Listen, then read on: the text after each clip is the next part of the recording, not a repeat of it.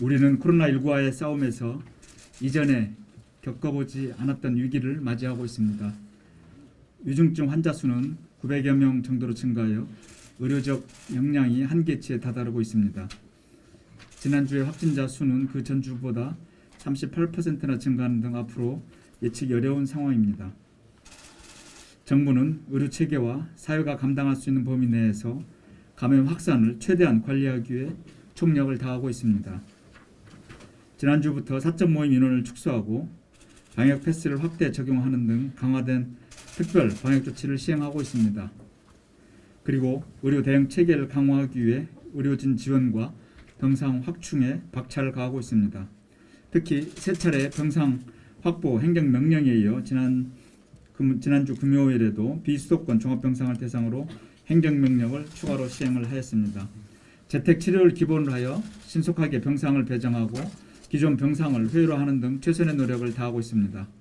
이러한 노력에도 불구하고 현재 감염 확산세가 지속될 경우 기존의 대응 여력으로는 도저히 감당이 안 되는 빈상 상황이 올 수도 있습니다. 사망자 급증이나 봉쇄 등 최악의 상황을 막기 위해서는 신속한 검사, 격리, 치료, 방역수칙 준수와 더불어 백신 접종과 방역 패스가 차질 없이 시행이 되어야 합니다.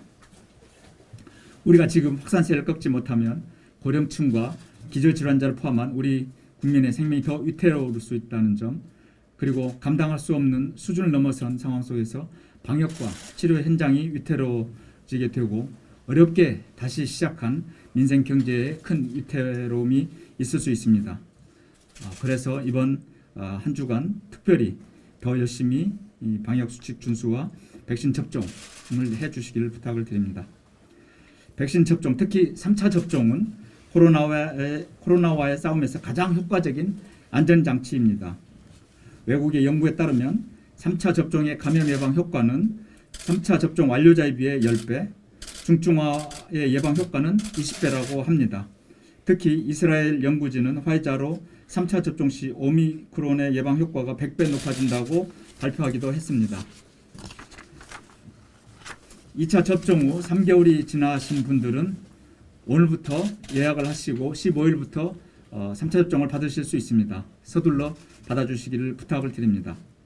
특히 중환자의 절대 다수를 차지하는 고령층은 코로나로부터 보호가 가장 필요한 분들입니다. 면역력이 저하된 지역사회 고령층들께서는 3차 접종은 선택이 아닌 필수입니다.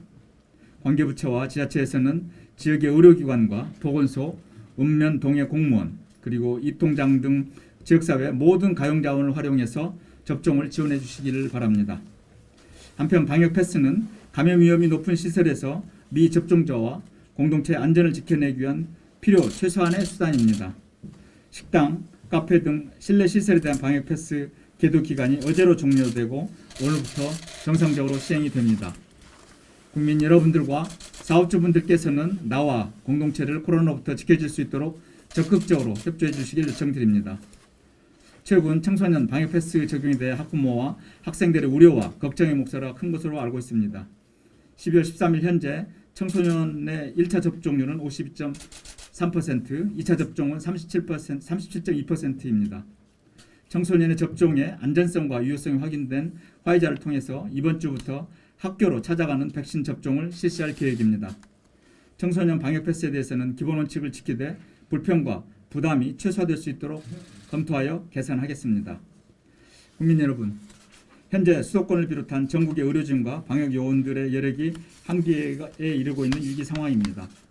이러한 위기 상황에 반전이 어렵다고 판단될 경우 국민의 생명을 보호하기 위한 특단의 방역 대책을 도입할 수밖에 없습니다.